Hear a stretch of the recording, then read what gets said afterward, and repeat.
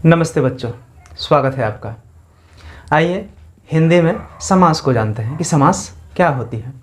दरअसल समास जो है वो एक क्रिया है। यदि संस्कृत के एक वाक्य को हम लोग देखें तो समझ में आ जाएगा कि समास क्या होती है। एक पदी भावः समासः। इसका मतलब हुआ कि दो या दो से अधिक पदों का एक पद बन जाना ही समास कहलाता है। ध्यान दें, दो या दो से अधिक पदों का एक पद बन जाना ही समास है। इसका मतलब समास एक क्रिया है, मतलब यह एक वर्ब है, एक एक्शन है। तो होता क्या है, जैसे एग्जाम्पल आपने अभी हिंदी में पुष्प की अभिलाषा पढ़ा, उसमें एक शब्द आया वन माली। वन माली, वन माली। दरअसल यह समास हो करके शब्द बना है, मतलब इसमें समास की क्रिया हो चुकी है। क्यों? क्योंकि इसको यदि हम विग्रह करेंगे, तोड़ेंगे, ठीक है, विग्रह कर देंगे तो ये हो जाएगा वन माली का मतलब हो गया वन का माली। वन का माली, वन की बगीचा की देखभाल करने वाला, वन का सेवक, बगीचे का सेवक। तो वन का माली ही उसका विग्रह हुआ और इसमें से का जो है ये विलुप्त हो गया। जब का विलोपन हो गया तो जो नया पद बना ये हो गया वन माली, और वन माली को हम लोग बोलेंगे सामासिक पद। मतलब समास हो जाने के बाद जो पद बना वो हो गया सामासिक पद। तो समास क्या हुआ? एक पदी भाव समास है, दो या दो से अधिक पदों का एक पद हो जाना समास है। और इसमें क्या होता है, मुख्य रूप से जो विभक्ति है, कारक और उसकी विभक्ति होती है ना, परसर्ग भी बोल सकते हैं इसको, तो उसका जनरली जो है सामान्य रूप से विलोपन हो जाता है। अब देखते हैं कि समास जो है वो कितने प्रकार के होते हैं। आइए आपको बताता हूँ। देखिए, समास के प्रकार को याद रखने के लिए मैंने एक छोटा सा सूत्र बनाया है। समास का मतलब हो गया कि दो या दो से अधिक पदों का एक पद हो जाना। तो दो या दो से अधिक पदों का एक पद हो जाना, उसके लिए एक कर्म करना पड़ेगा। किस तरह का कर्म है? वो कर्म है कि अब दंत कर्म नदी में जाकर के आपको करना है। अब दंत कर्म नदी में जाकर के करना है, यही आपको याद रखना है। तो समास के प्रकार हो गए। अब इसका विस्तारित रूप क्या हुआ, आइए आपको तुरंत बता दूं। उसी को विस्तारित करें तो अब दंत कर्म नदी, तो अ से हो गया अव्ययी भाव समास, ब से हो गया बहुब्रीहि समास, द से हो गया द्वंद्व समास, त से हो गया तत्पुरुष समास, कर्म से हो गया कर्मधारय समास, न से हो गया नय समास, और दि से हो गया द्विगु समास। अब इनके एक एक उदाहरण को हम लोग जान लें तो समझ में आ जाएगा कि ये समास कैसे हैं और किन पदों में किस प्रकार के समास लगे हुए हैं। तो चलिए देखते हैं। पहले समास का एग्जाम्पल देखते हैं। जब किसी सामासिक शब्द में हमको अव्ययी भाव का पता चले, एग्जाम्पल के रूप में देखिए, यदि हमने लिखा आजन्म या लिख दिया आमरण या फिर लिख दिया यथाशक्ति, तो आप देखेंगे यथाशक्ति, यथा जो शब्द है ये अव्ययी भाव है। आमरण, मरने तक, तक जो है वो आपका अव्ययी भाव है। आजन्म, जीवन भर, भर जो है ये आपका अव्ययी भाव है। तो अव्ययी भाव क्या होता है कि वो बदलते नहीं हैं, मतलब उन पर लिंग वचन का प्रभाव नहीं पड़ता है। यदि एक वचन में भर यूज हो रहा है, तक यूज हो रहा है, तो बहुवचन में भी तक यूज होगा।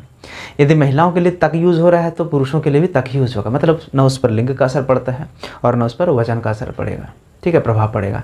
तो ऐसे शब्दों को हम लोग अव्ययी भाव शब्द कहते हैं। तो जिसमें इस भाव का पता चले अव्ययी भाव का, तो उसको हम लोग अव्ययी भाव समास कहेंगे, ठीक है। यथाशक्ति, जितनी शक्ति है, तो ये हो गया आपका अव्ययी भाव समास। जैसे हमने लिखा दशानन या फिर हमने लिखा चतुर्भुज या फिर लिख दिया चंद्रशेखर,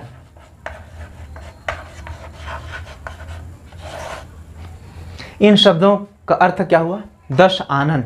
दशानन का मतलब हुआ 10 आनन हो जिनके, मतलब 10 भुजाएं हो जिनके, लेकिन इसका एक नया अर्थ निकल रहा है। दशानन बोलते हैं रावण को, न कि 10 हाथ वाले को। 10 हाथ तो ऐसे जनरली किसी को होते ही नहीं है। अर्थ निकला 10 हाथ वाले, 10 भुजा वाले, लेकिन एक इसका विशेष अर्थ आ रहा है रावण। दूसरा चतुर्भुज, 4 भुजाओं वाला या 4 भुजाओं हो जिनके, लेकिन इसका एक विशेष अर्थ आ रहा है ब्रह्मा। चंद्रशेखर, जिनके शिखर पर चंद्रमा हो, अर्थ तो यही हुआ, लेकिन जिनके शिखर पर चंद्रमा हो वो हो गए शिव, महादेव, उनको। तो एक नया अर्थ आ गया उसमें, इसीलिए इनको, इनमें जो लगा हुआ समास है वो आपका हो गया बहुब्रीहि समास। तो जब एक विशेष अर्थ बताए तो वो बहुब्रीहि समास होता है। इन उदाहरण को देखिए। हमने लिखा माता पिता, ठीक है, बेटा बेटी, ऐसे जो शब्द हैं इसमें आपको पता चलेगा कि इसमें दोनों ही पद जो है वो प्रधान है। हाँ, इसका मतलब बीच में जो एक लकीर है उसको हटाएंगे तो यहाँ माता और पिता दोनों ही पद प्रधान है। पूर्व पद और उत्तर पद दोनों ही पद प्रधान है। बेटा और बेटी दोनों ही पद प्रधान है। तो इस तरह से सुख दुख, सुख और दुख, मतलब इस बीच के डंडे को हटा देंगे तो वहाँ पे अर्थ आ जाएगा और इसका मतलब कि दोनों ही पूर्व पद और अंतिम पद दोनों ही पद जो हैं वो प्रधान है, दोनों ही मायने रखते हैं। और इस तरह के समासिक पदों में जो समास लगा हुआ है वो है आपका द्वंद्व समास। ये एग्जाम्पल देखें। वनमाली, पवनसुत, सुरबाला। इन एग्जाम्पल्स को देख करके क्या पता चल रहा है? वन का माली, पवन का सुत, सुर की बाला, मतलब सभी में पूर्व पद और उत्तर पद के बीच में विभक्ति आ रही है, का, की, के। तो जब विभक्तियों का इस तरह से लोप हो जाए और जो समासिक पद बने तो ऐसे समासिक पदों में लगा हुआ है जो समास है वो आपका तत्पुरुष समास है। ठीक है, तो अब दंत हो गया, अब आते हैं कर्म पर। तो कर्म हो जाएगा कर्मधारय। आइए देखते हैं।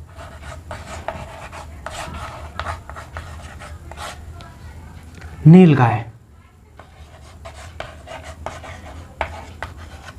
नीलकंठ, इनको देखने से पता चलता है कि गाय कैसी है? नीली।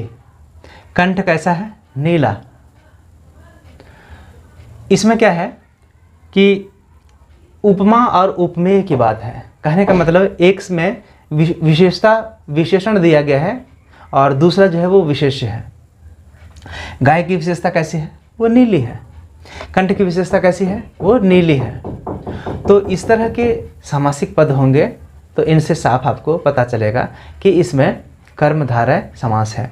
मतलब कर्म को वो धारण कर रहा है, एक विशेष तरह का विशेषण को, विशेषता को वो धारण कर रहा है, तो उसमें आपका कर्मधारय समास होगा।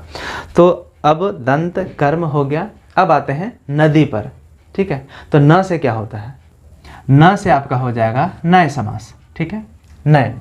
तो नय का मतलब होता है नहीं, जिसमें आपको पता चले, नकारात्मकता की भावना का पता चले, मतलब नेगेटिविटी नहीं का पता चले। एग्जाम्पल के रूप में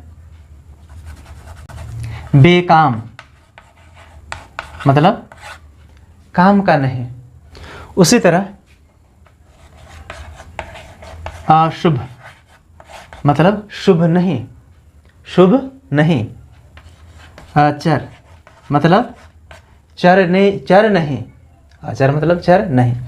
तो जिन शब्दों में आपको पता चले नकारात्मकता का भाव, नहीं होने का भाव, तो उसमें नए समास जाहिर है होगा ही होगा। अब आते हैं अंतिम समास की तरफ, जो है आपका द्वि से द्विगु समास।